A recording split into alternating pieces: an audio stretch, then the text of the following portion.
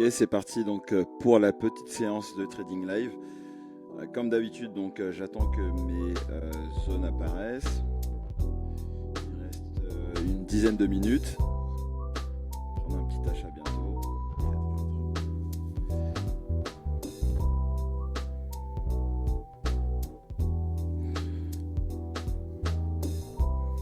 Ça pousse fort, donc vu qu'il a été invalidé. Ok. Là, il est retenu.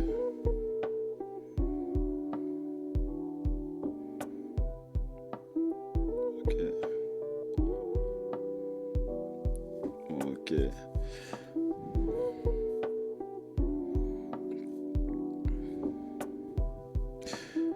Donc voilà, j'ai Fair Value Gap, point pivot, PDL. Donc j'avais vraiment plusieurs confirmations.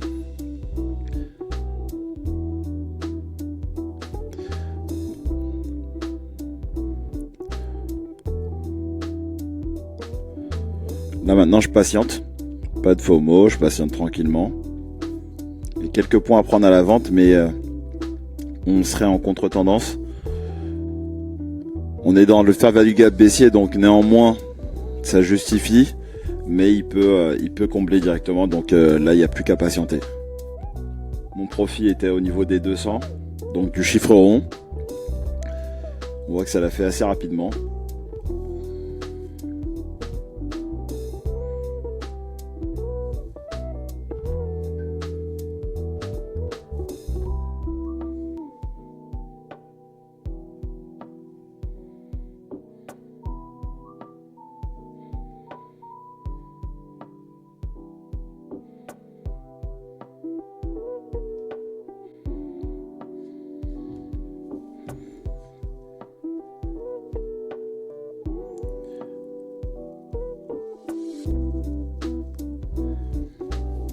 Salut Nico, ça va? Salut Evan, ça va, ça va. J'ajuste un peu le micro, 30 secondes. Voilà. Pas de soucis. Ok, ça y est. Et toi, comment vas-tu? Ouais, bah écoute, ça va. Ouais, écoute, ça va, hein, ça va. T'es en position là? J'ai pris l'achat sur la S1. Il y avait un fair value gap haussier, plus une moyenne mobile en une minute. Et j'ai targeté les 200, donc j'ai pris 20 points dessus. D'accord, bien. Donc là je patiente, là, mais c'était la position. Vu qu'on est là, c'était là. J'ai Ouais. vu, mais j'ai pas osé Ouais. le prendre. Ok. Parce qu'avant l'ouverture, j'avais voulu prendre la vente du PDL. Puis comme il y avait les 200 et qu'on se rapprochait de l'ouverture minimum, il va aller chasser en haut avant de redescendre. Du coup, j'ai pas pris et ça m'aurait fait trop loin, donc j'ai bien fait. Je me suis mis sur le PMH et les 250 plus haut. Ouais, il a pas été encore. Non, pas encore. Ouais. Et puis en bas, je l'ai vu redescendre, la bloquée par la S1, le PDL, la FBG. Que oui. Ok. C'est que dalle. Oui, c'est rien. Vraiment, c'est rien.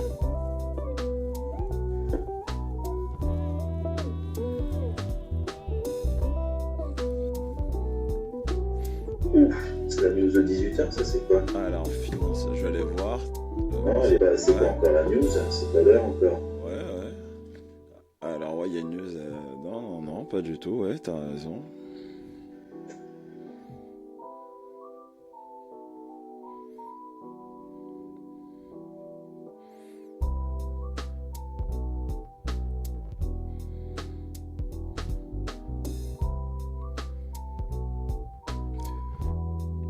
Mais globalement, je sais pas si t'as remarqué, le marché, il est quand même pas évident.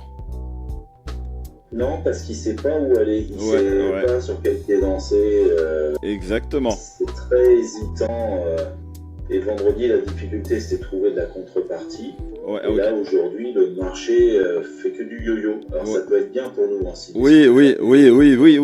En soi, ça peut être bien, exactement. En fait, mais là, à ce moment-là, il faut trader comme un robot et pas trop réfléchir. Attends.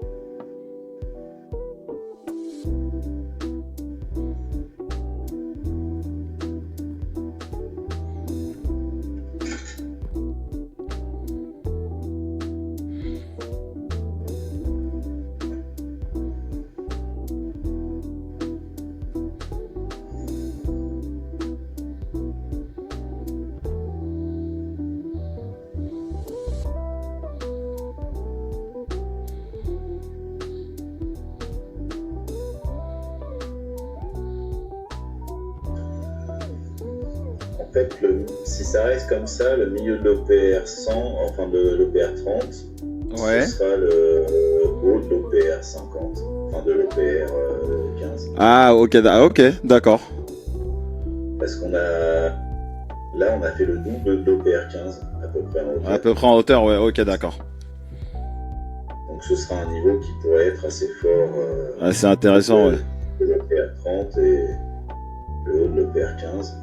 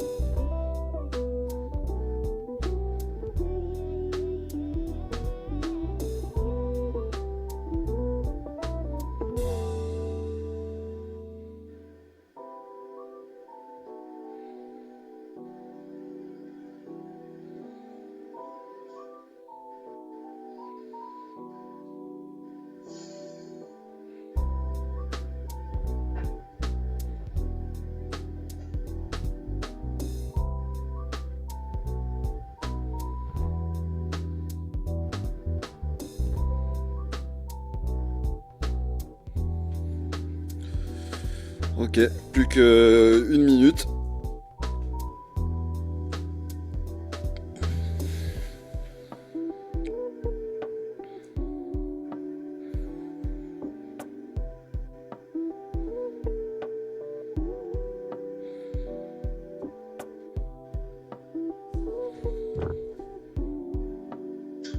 Quand tu regardes en M30, tu vois que la bougie M30 est en train de combler la FVG. Ouais, rouge, ouais, exactement.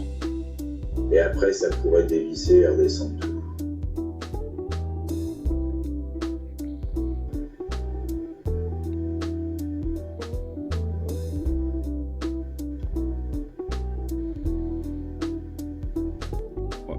Que de la gestion.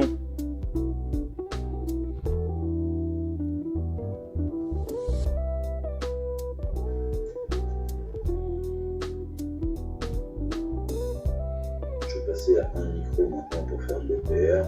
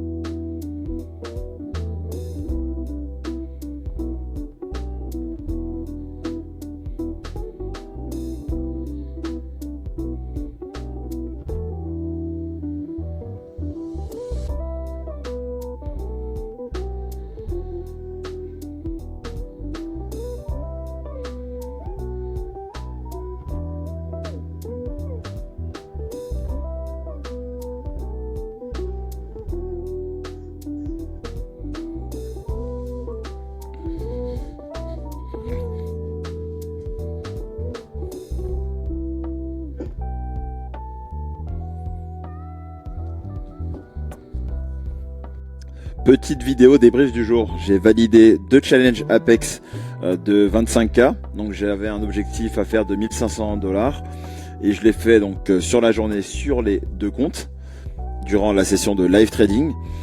J'ai aussi fait 120$ sur un PA et 107$ sur l'autre PA.